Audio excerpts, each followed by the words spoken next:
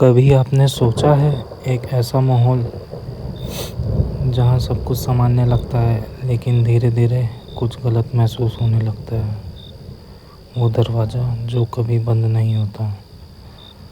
रात के करीब 2 बजे थे। मैं अपने कमरे में अकेला था। बाहर हल्की सी बारिश हो रही थी और खिड़की पर गिरती बूंदों की आवाज़ कमरे में अजीब सी शांति बना रही थी।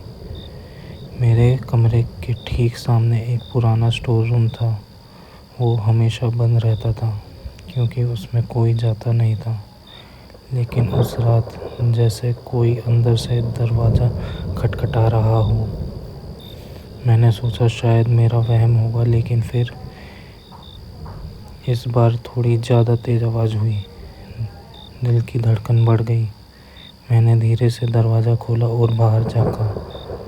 पूरा घर सो रहा था, लेकिन स्टोर रूम का दरवाज़ा थोड़ा सा खुला हुआ था। मैंने खुद से कहा शायद हवा से खुल गया होगा। लेकिन जैसे ही मैं पास गया, अंदर से ठंडी हवा का झोंका आया और ऐसा लगा जैसे कोई मेरे बिल्कुल पास खड़ा है। मैंने हिम्मत करके दरवाज़ा पूरा खोला। अंदर गुप्त अंधेरा था। मोबाइल की फ्लैशलाइट ऑन की और रोशनी जैसे ही अंदर गई, सब कुछ सामान्य था।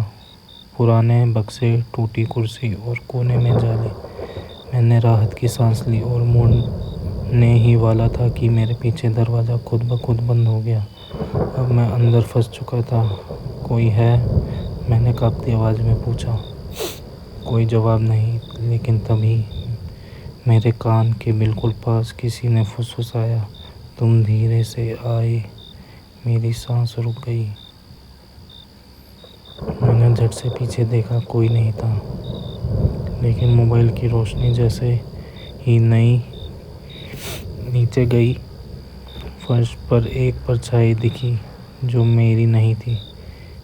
मैं धीरे धीरे पीछे हटने लगा, पर वो परछाई मेरे पास आती जा रही थी।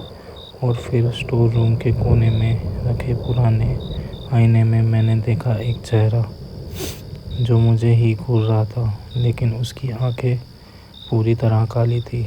मैं चिल्लाना चाहता था पर आवाज़ नहीं निकल रही थी। और तभी आईने वाले मैं मुस्कुराया और धीरे धीरे आईने से बाहर आने लगा। अगली सुबह मैंने स्टोर रूम का दरवाज़ा खोला। अंदर कोई नहीं था, बस आईने पर ऊँगली